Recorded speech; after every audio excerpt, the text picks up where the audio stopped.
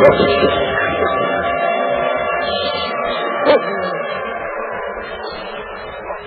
once again to the Hour of the Time. I'm William Cooper. Once again from the Lafayette Hotel in San Diego, California, the New Age, and what's the rest of it, Brandon? I think it's the Inner Light Conference, I think they're calling it. Something like that anyway. My guest tonight is Randy Winters, and he has an incredible story to tell. And rather than have me influence what you think about this, I'll just let Randy get right into it. First, Randy, tell us who you are and a little bit of your background and what you're all about. Well, my background is certainly unrelated, I suppose, to the UFO community. I design computer software for banks for a living, and I've worked in the Los Angeles area for a number of years doing that, having my own software business. Like a lot of people, though, over the past years, I've been fascinated with the different interesting things going on in the UFO and metaphysical community because there's a lot of changes going on in our society. Some years ago, I think it was about 1980, I had occasion to meet a fellow named Wendell Stevens who had some tremendous photos of UFOs coming out of Europe, which somehow I felt very compelled to look more into and begin to write letters and want to know more about it. And these UFO pictures were pretty unusual because they were broad daylight. It was better than anything we'd seen before. First, I thought it was probably either some experimental thing by the government or perhaps even something from a television studio or a movie set of some kind. Mm-hmm. But they turned out to be ongoing almost weekly. This little Swiss farmer named Billy Meire is cranking out these photos. Well, one thing led to another, and I, out of curiosity and frustration of wanting to know more, it seemed to me if human beings were coming here from another world and were passing on information to us, I wanted to know more about it. Eventually, I wound up going over to Switzerland where he lived, and at the time I was running back and forth to Europe frequently anyway, so the occasion came up where it was easy for me to go. And I'd been told that nobody talks to Meire, he'd become a recluse, and he had an attitude, and he was tired of the world, and didn't want anything to do with anybody anymore. And there were a lot of problems apparently surrounding him now, because any number of people had formed around him to control the information and pretty much blocked him out from the rest of the world. Well, I went to see him anyway, and actually my first 3 weeks they were really kind of comical, Bill. He has a little farm up in the mountains outside of Zurich, about 45 minutes. I spent 3 weeks there cutting grass, taking care of the cows, and working in the garden and doing things. Billy never talked to me. He would just walk around and avoid eye contact and go in the house or whatever, and I thought, well, this is a pretty strange fellow. And not to mention all of the people in the house, which was about 15, 16 people lived there in the farmhouse with him, weren't particularly friendly either. Kind of had their own little kind of cliquish attitude around them, or really weren't too interested in sharing anything, except one particular lady there named Bernie Zimmerman who took a liking to me, was answering all my questions, and which I had a lot of. But one thing led to another. By the end of the 3 weeks, when I decided to leave, I was getting along pretty good with everybody, but still hadn't talked to Meire, which was my main reason for going there. Because like a lot of people, I just wanted to go form my own opinion if I thought it was true, and what this man had to say, if it was really relevant to, us here on Earth. Mm-hmm. At the end of 3 weeks, I left, came back home, and within a week I got a phone call, and I was from Meire, and then I was invited to come back. So apparently I had passed some sort of test or something. It was okay, and now he was willing to talk to me. So I didn't go back immediately, but I waited a few months till summertime came, then I went back. And this time I was welcome, and he came and picked me up at the station, and I stayed at the house with him for most of the summer. So I had an opportunity over a 3 or 4 month period of time to get to know him pretty well. As a matter of fact, it ultimately led to me being involved with his group and became his power of attorney to help him with some things. And most importantly, though, I just had a chance to really see him all day, every day, and get to know him very well and hear all of his information, because we've heard some reports about Billy Meire, Pleiadians, and UFOs and so forth, but most of the world has really never heard it, I would say, like Billy's explanation of it. Mm-hmm. It's just what we've heard, from investigators, which has been good from the investigative standpoint, but Billy's kind of an enigma. Everybody really kind of wants to know what's going on with him. And he has a rather interesting story to tell.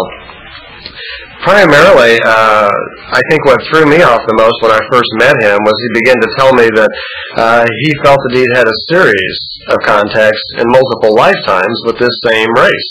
And that was the main reason he felt in 1937 that they caused him to be born, along with 3 other people, to have these contacts.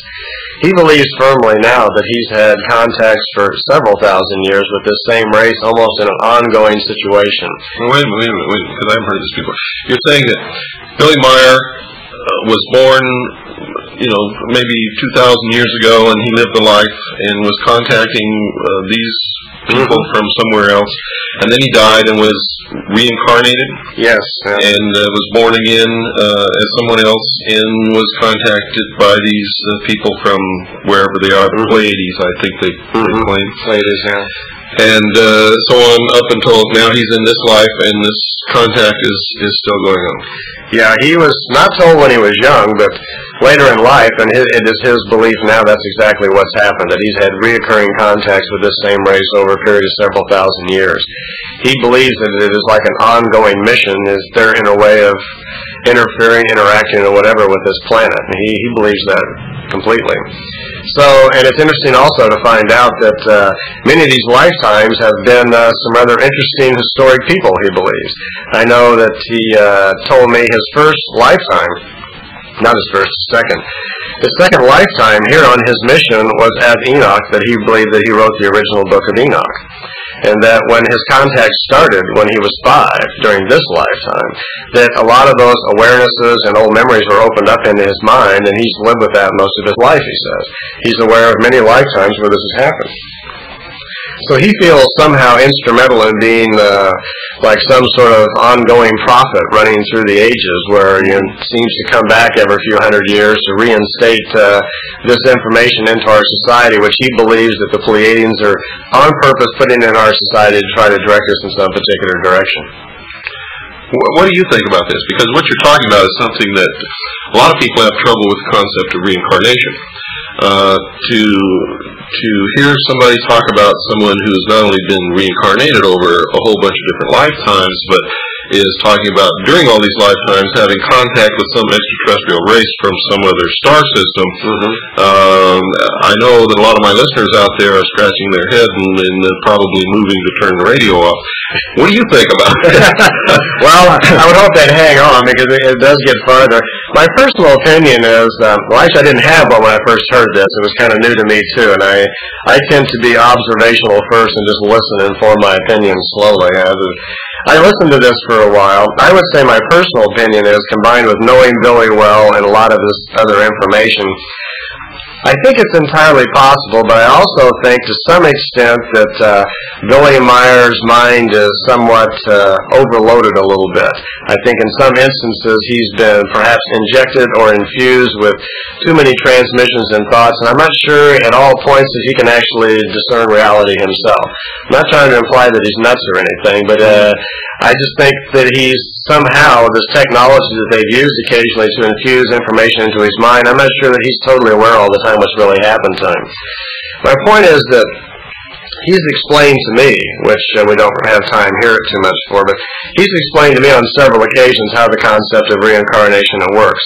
That primarily that the wisdom from one life is stored in our spiritual self and moves forward to the next one.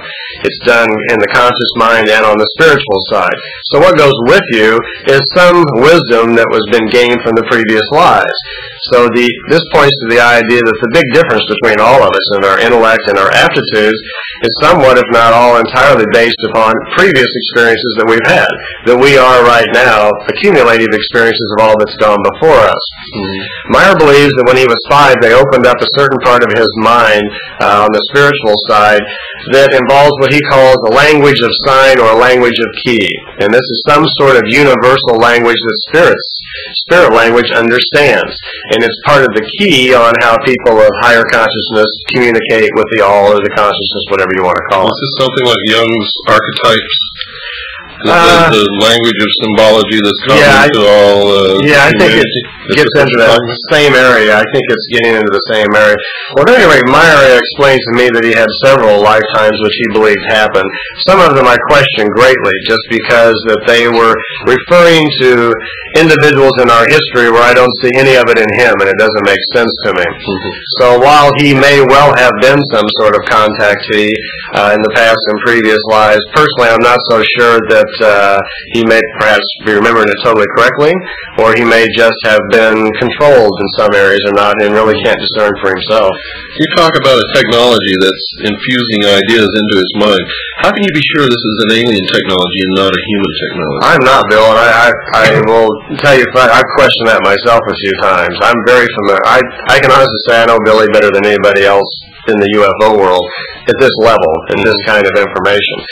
I've questioned that myself because getting to know him pretty well, a lot of the information, even though it's quite helpful and it's educational and so forth, doesn't impress me necessarily as being extraterrestrial. To be quite honest with you, I think the reason that I've always been able to understand it so well is that it's not really that high level of information. And I don't mean this unkindly, but I think I could have written the Billy Meire material myself in a high consciousness state, and a lot of other people probably could too. One of whom would have been Karl Marx. Would you agree with that? Well, I really haven't read Karl Marx, so I couldn't. But I couldn't make that association. But I'm not playing Billy's information down. I'm just saying that primarily it's a mixture of Eastern philosophy, many things we already know. It's a mixture of a lot of historical data which we can't prove. We basically, as a planet, since we've all been looking at Billy Meire's pictures, assumed, since there was an unexplained metal object floating out there that appeared to have anti-gravity, we just assumed that it's extraterrestrial. I don't. It may be, but it's never been proven to me, and I've seen the ships at night, and I can't tell you they're from another world. All I can tell you is there's something floating there. So you've actually seen these? Only once. I was there after the fact. The pictures were all taken 75 through 78. I didn't first get over there till 86. And when I was there the summer of, I believe it was 88, when I stayed there for the summer, I asked if it would be possible to see them, just from my own experience, so it's true for myself. It was some weeks past, and then Billy told me that it had been arranged and that that night I would get a chance to see them. It was about 10 minutes after midnight, and I was brought out in front of the farmhouse and told where to stand and where to watch. What I saw on a clear Swiss night was off the horizon to the south was a white ball of light that shot up kind of like a shooting star in reverse, way too fast to be anything that I think that we have. Kind of came directly up over the top of the farmhouse, but very high. I'd estimate easily 30,000, 40,000 feet, something like that. Slowed down and seemed to be just kind of lazily wandering for a second, and then took off much faster and seemed to just kind of leave the planet. I don't know where it went. It just disappeared from my eyesight within a matter of seconds. And I was told that that was a Pleiadian flyby, just a social call, so I would know that something existed out there. So somehow Billy Meire, or someone connected with Billy Meire, was able to contact somebody in the Pleiadian star group, and they sent a ship several weeks later for you to look at. At least that's what you were told. Yeah, I was told that the ship came. The actual Pleiadian base is under the mountain somewhere in Switzerland. I was told the ship came from there, and that was my flyby to say hello. What would you talked about communications between Billy Meire and these people, whoever they are. First, I'd like to ask you, what do these people look like? I'm told they look just like us, and although there's no pictures circulating of them over at Billy's house, I've only seen a couple of pictures in his own book.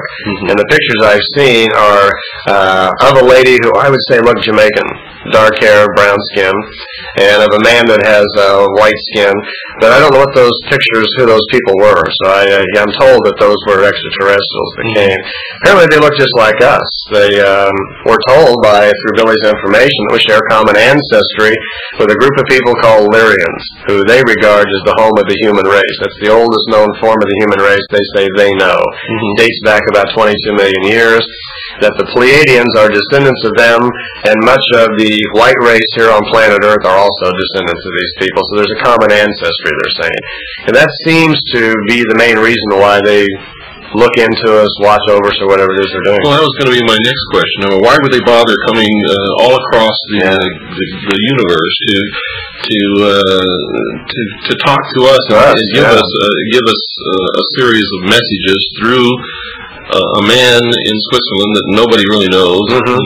Unlikely prospect, you'd think. Very unlikely. Nobody is going to be inclined to listen to this guy. So why?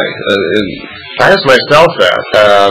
Billy believes it's because that the kinds of information that they wanted to get across was primarily spiritual and so forth, and that he was trained to do that, and that may well be. I'm not totally sure of that myself. I think one of the reasons they can, even though they say we have common ancestry, it might be just as simple as they are just an advanced race just watching us and a lot of other planets and decide to have an experiment. Maybe just pick one of us. I'll tell you something interesting that's not known. This is kind of my own personal reflection on this. Billy confided to me, and it's not a big secret, when he was young, when he was a teenager, he took off. He kind of ran away from home. He says at the direction of an extraterrestrial lady named Aska, who's not a Pleiadian, he was told to go to India to study. And he did. He took off on the road for 10, 11 years and traveled through all the eastern countries, learned a lot about different philosophies and beliefs and so forth. When he was there, he had some contacts, and in his collection he showed me some black and white pictures taken during that time period in India. He was at an ashram, and he has some black and white photos of just floating very close to the ground, I'd say up 300 or 400 feet. He also has a couple of really amazing photos looking down on the earth, I'd say from 10,000 feet, something like that, like if you were in a small plane or something. And there's another disc right below him. Now, these are old black and white photos he shot when he was a young fellow, when he had still had two hands before his bus accident. These people seem to have an entirely different mission for coming here. Billy was told that the Pleiadians had been coming here since the 1600s, around 250 to 300 of them, were primarily studying the development of our society. It's interesting that Billy never met any of the other 250 to 300 people, that in his particular case, he was assigned or given to, whatever, to this one contactee lady, who he calls Simyasi, who had all the contacts with him. He only met a handful of the Pleiadian beings. So it's saying to me that while others may have been doing something, whoever those others were that were here, he seems to be in a specialized case. It's kind of like they decided, well, let's pick one of them, or let's get one that maybe we have some information on, and try an experiment. The experiment seemed to be to provide information to maybe the average man type guy. Maybe that was one of the reasons they chose Billy also. They provided him with information. They helped him pull a group of people around him that lived with him. Those people were fed the information.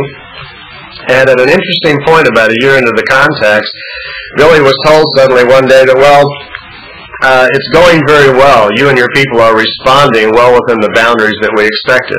They let him know that it was kind of an experimentation type thing, and they seemed to be pleased that they were hanging in there, even though there was all sorts of turmoil within the group.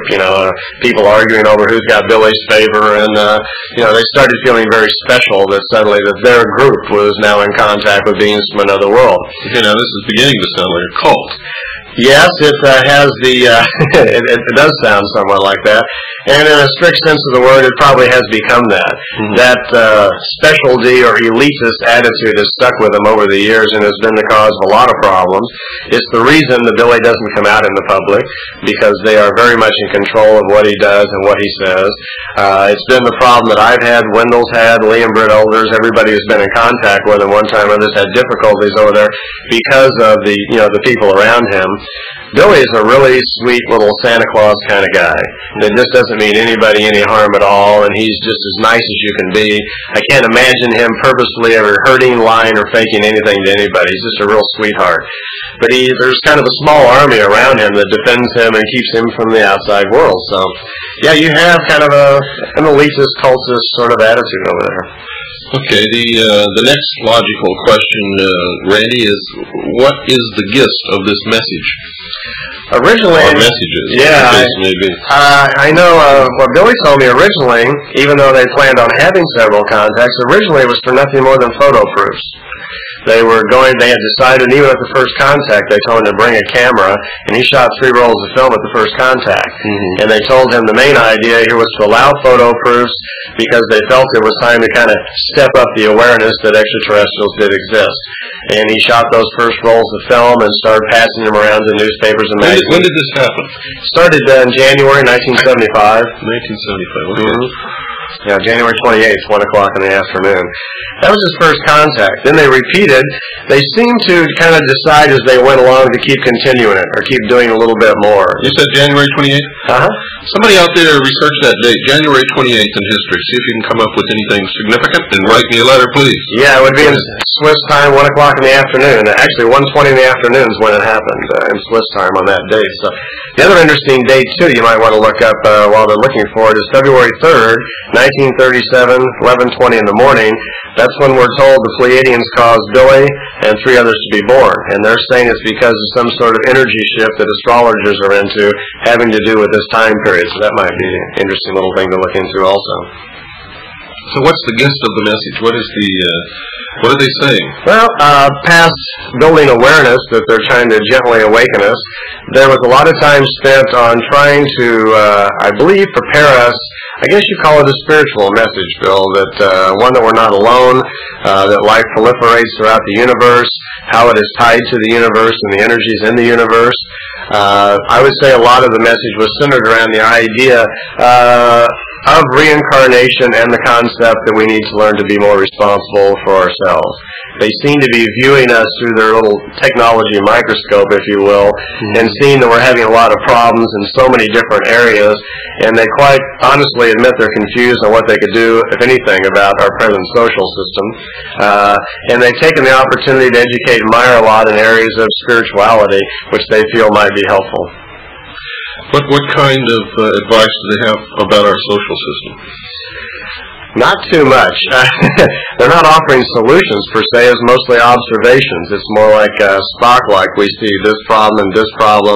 Mostly a lot of his information is discussing the difficulties in power structures, greed. On several occasions they've taken him on board the ship and let him see political intrigues, assassinations, murders and things like that as an education to him about how our world really runs, and trying to wake people up to the fact that we have to start taking responsibility for ourselves and get our world back, that our world's a little bit out of control, that the general public is behaving too much like sheep, maybe is a word, that they're just... Sounds like me. maybe I'm sending that message. Well, you're certainly doing your part, and I agree with that to some extent. We're talking here about a planet that does have a lot of problems, and we're in the 90s now, and history's all over us. We're watching it happen. If people do need to start taking more responsibility for themselves, their town, their families, their communities, too many people just sit back and watch it happen. And that's been going on, I know, for a long time, the history of our civilization. But we're finding out more and more that there are an awful lot of powers that be that are in control of too many areas of our life that we've got to get back. I certainly agree with that, whether it's coming from an extraterrestrial or whoever it's coming from. Yeah. I agree with that. Now, my listeners don't know this, but I've done a lot of research into the Billy Meire thing. I've read all of the Billy Meire material that I could get my hands on. Most of it came through Wendell Stevens.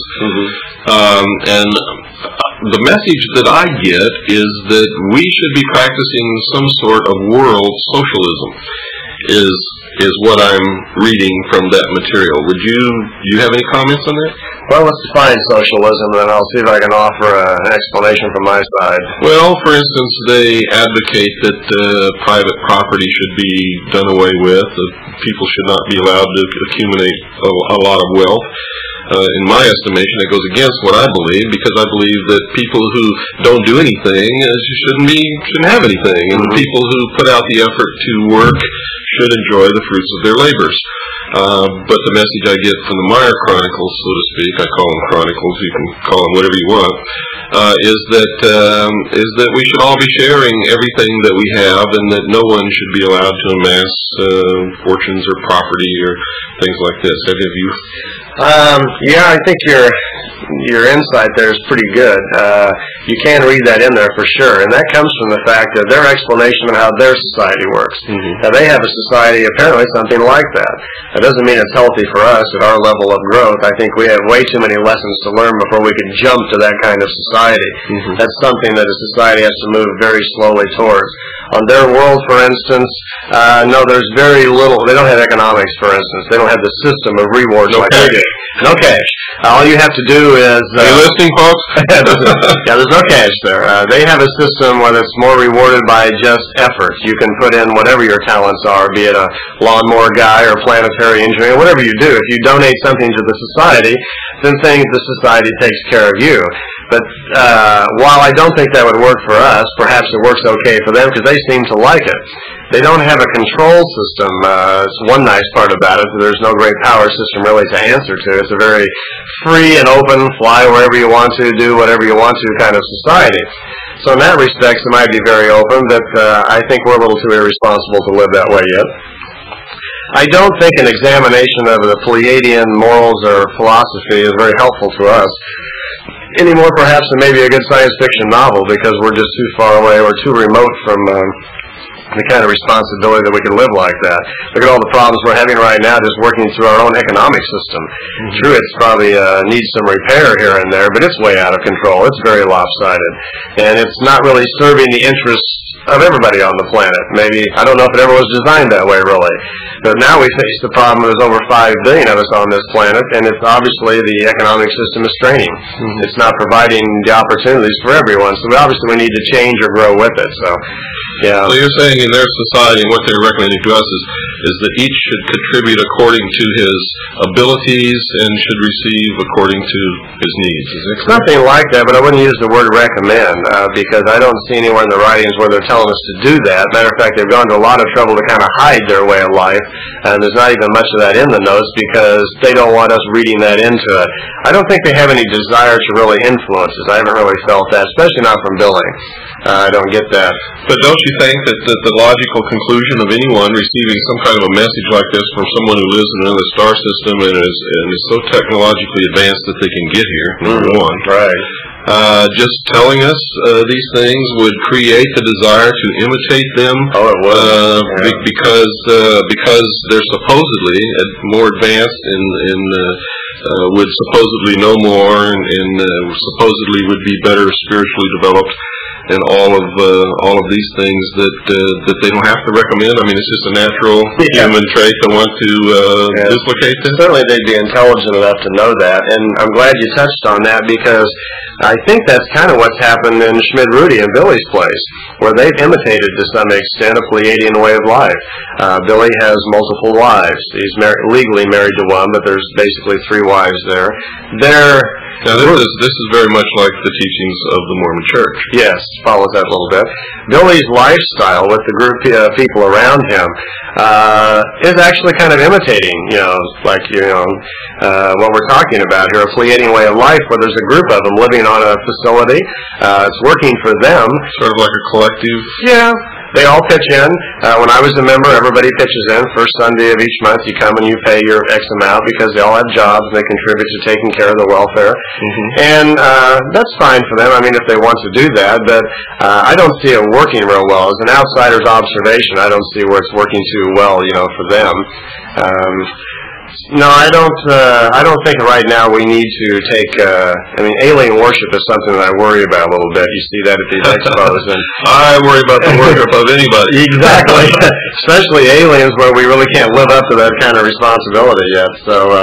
Yeah, I think that's probably one of the main reasons they don't land on the White House lawn and expose themselves more. They're probably quite aware there would be a mass overload of that sort of problem, They even mention that in certain cases when they have exposed themselves to other planets, they've got into a position where they've become babysitters or they were worshipped as gods or they had to just take over. And at that point it interfered with the free will of the people on the planet. And it didn't work out, and as they put it, did not serve their own interest anyway. Okay, hold that thought. We've got to take a short break. I'll be right back, folks, right after this quick pause. I did it. Randy, you mentioned 2 names earlier in the broadcast. One was Asket and the other is Semyazi. Do you know any significance to these names? Well, yes, Asket was the name of a lady who was having contacts with Billy, which started when he was 16. On his 16th birthday, he received some telepathic transmissions. The transmissions identified themselves as this lady named Asket, and he had a series of ongoing, mostly telepathic contacts with her for a number of years. There were a few physical contacts which led him into some time travel excerpts, which are pretty amazing. And of course, Semyazi was the name that was given to the Pleiadian cosmonaut from 75 through 78 that he had all of his contacts with. So, especially Semyazi has been the major part of the entire Pleiadian information. Were you aware that there is mention of a Semyazi and an Asket in the mystery religion of Babylon and ancient Egypt? What I mean, how does that apply to... I don't know. I've heard that before, and I'm not sure what, if any, relationship there may be. I can tell you this, that as far as I know, the name Aska was the correct name. I'm told that the name Semyasi was not the correct name of the person that he had contacts with. That name was chosen when they began to take his notes from German and translate them into English. And I'm not sure that was even the real name used. It was chosen by the people that translated the material.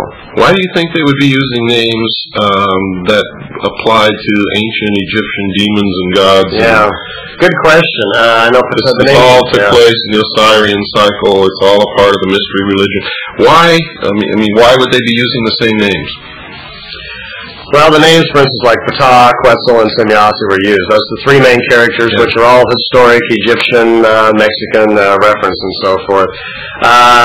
Why they were chosen, I don't know. I've been kind of supposed sworn to secrecy on who did it years ago. It wasn't Billy that did it. Those weren't the names that he was calling the people when he had the contacts. I can tell you the reason that the names were changed was that at the time that the contacts were going on, Billy and the people were very concerned that other people would claim that they were having contacts with these same people. And so they chose these names on purpose as if someone else started using them, they'd know that they were a fraud. And then the contacts continued, and the contact notebooks got out with those names on it. It's never been changed. That's very interesting. Who are these people that are surrounding Billy? Well, they're primarily farmers. There's a group of them there's 25 in the core group called the FIGU, F-I-G-U, and that's a German acronym for Free Community of Interest in Border and Spiritual Sciences and UFOlogy. That's a mouthful. Yeah, so we're very glad they put it into an acronym. How can you remember it? Yeah, so we just remember FIGU.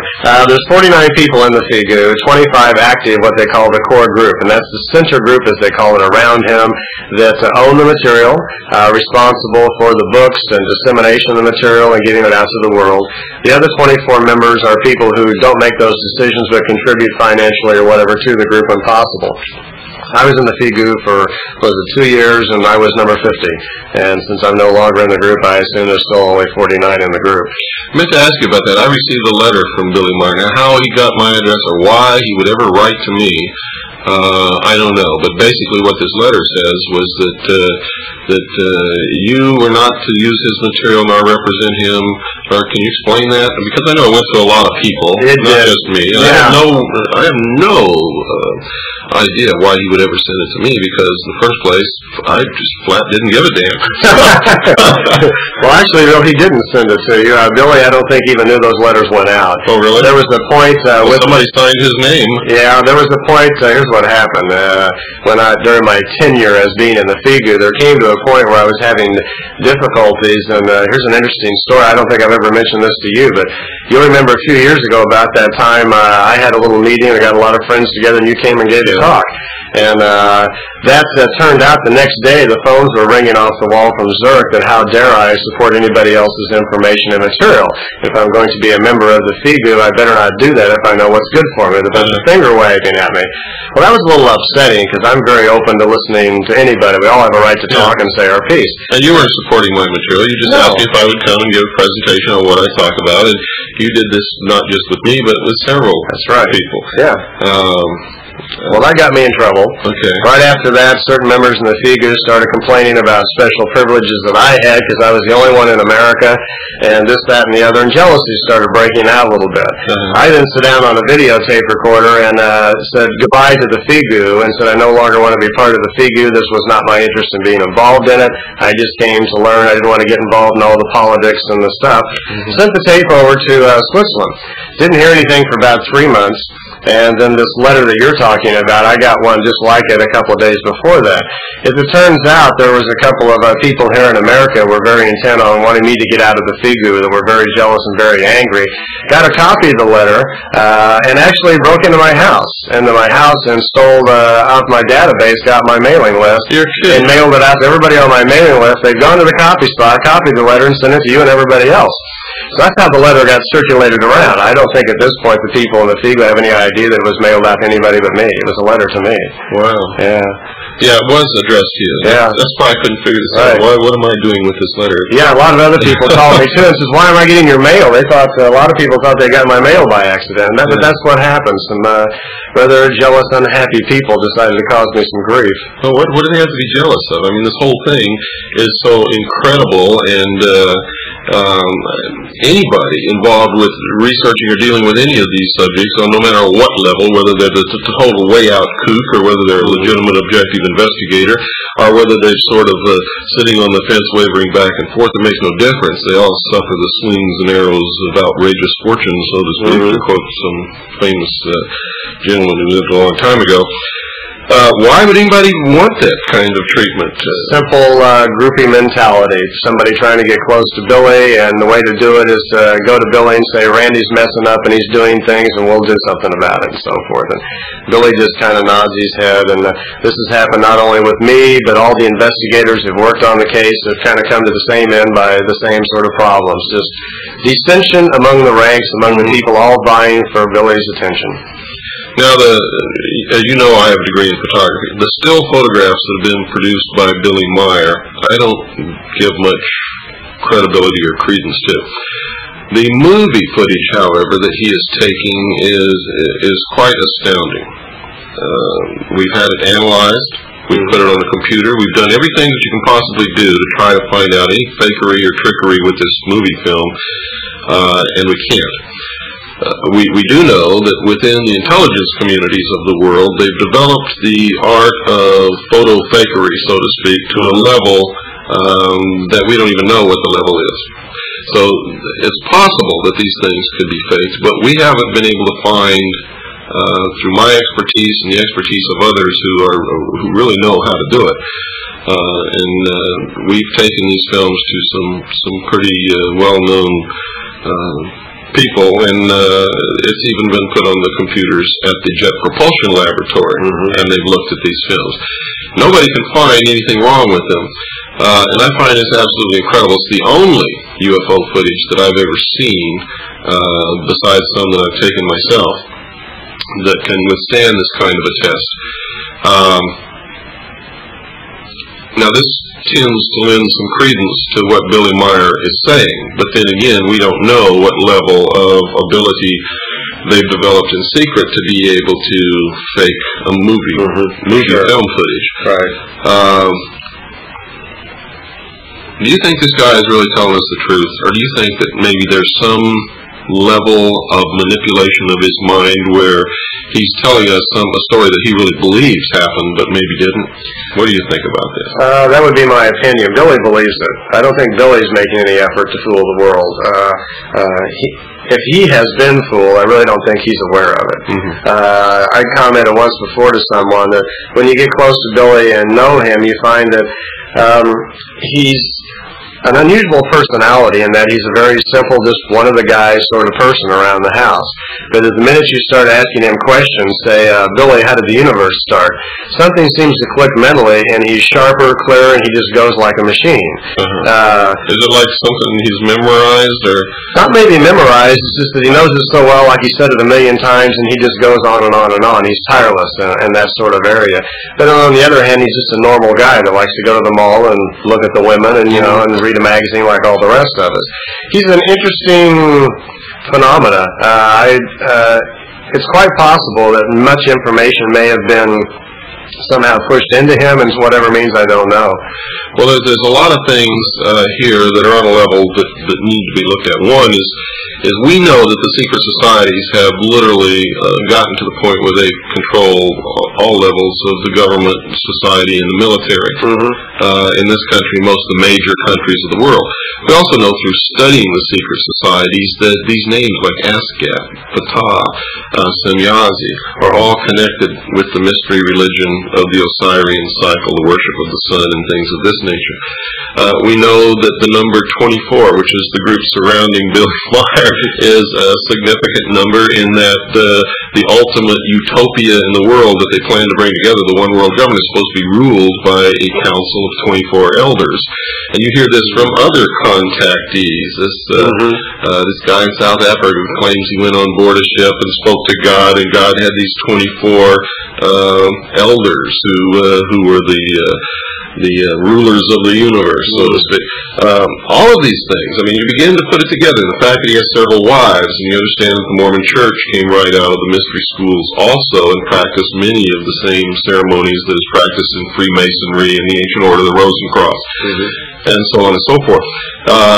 It begins to sound like the mystery schools have control of Billy Meire.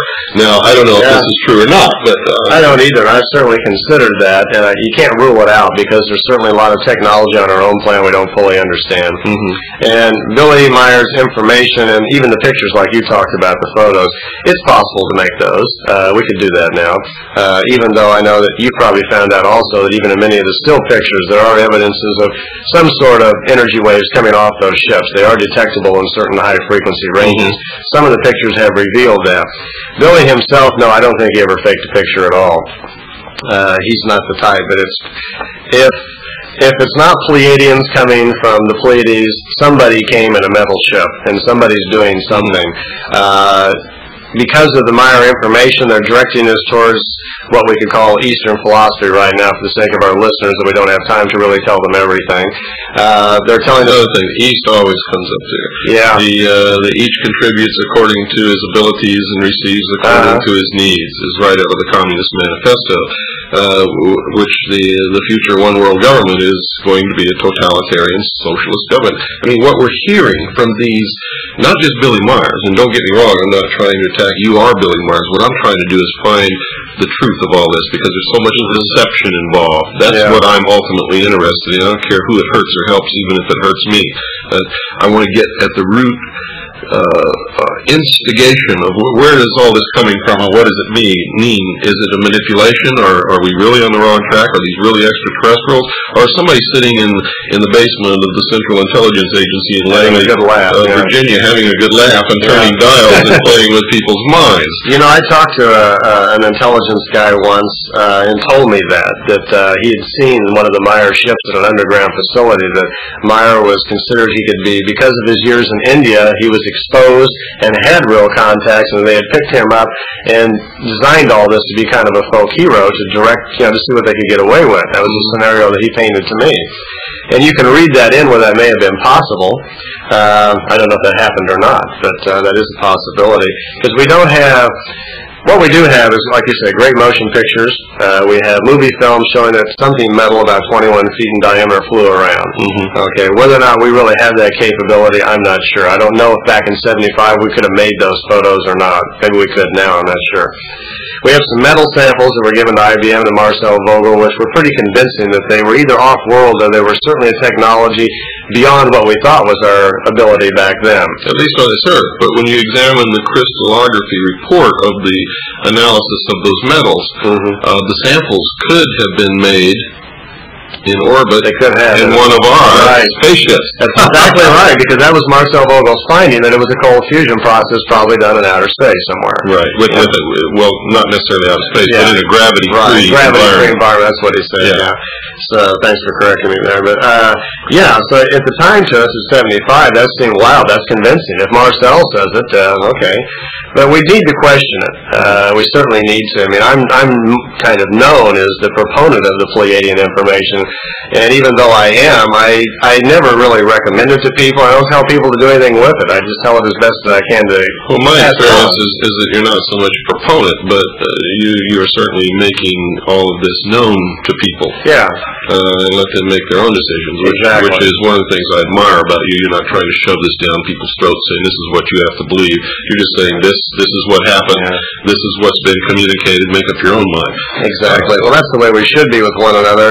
And not to mention, I'd be very embarrassed if 5 years from now I found out that we did find out there was a flaw in it. It's not what it was supposed to be, because we don't know everything about the Meire case. For the benefit of my listeners who may not know, who's Marcel Vogel? Marcel Vogel worked for IBM IBM during the 70s. Among other things, he holds the patent for inventing the floppy disk that we all use. And he's a metallurgist, worked on IBM staff at that time. And when the metal samples from the Pleiadians were given to Billy Meire, they were passed to Wendell Stevens. Wendell Stevens chose Marcel Vogel as being a reputable corporate source at IBM to do the actual examination of the metals. Was there any trail to make sure that somewhere along this process of passing it from one person to another, somebody didn't switch? I don't know. You'd have to ask Wendell that, so I don't know what kind of precautions were taken there. Quite frankly, I wouldn't trust anything Wendell Stevens told me. Oh, okay. Well, then you'd be the only guy that I know of. Ever since he came out with this photograph of a UFO, which was actually a double exposure of a section of sky and a jellyfish, and he had published that in his book as a picture of a UFO. Everything that comes from Wendell Stevens from now on in my book goes into the not credible, be very careful, examine every single thing with a fine-tooth comb department. Well, not just Wendell, even you brought that up for our listeners out there. That's an attitude we should all start taking towards most things. Get the truth yourself. Oh, my listeners hear that all the time. My admonition to everyone, and I always say it somewhere during my show, on most shows, not all, but most shows. So they've heard it probably at least 100 times, that they shouldn't believe anything. They should listen to everything that everyone says, no matter who's saying it. They should read everything that everyone prints, if they possibly can, if it's humanly possible. Read newspapers from different opposing points of view so that they can get all of the available information and not believe anything, period, not even from their own mother, unless they can prove it in their own personal research. And I've said it so many times that people's probably out there shaking it. Oh, there he goes again. There he goes again. You've got to listen to this again. But you're right, Bill. Yeah. Well, it's the only thing that's going to keep us healthy, I believe. Yeah. Because there's so much deception in this world right now to bring about a complete change in everything that there is.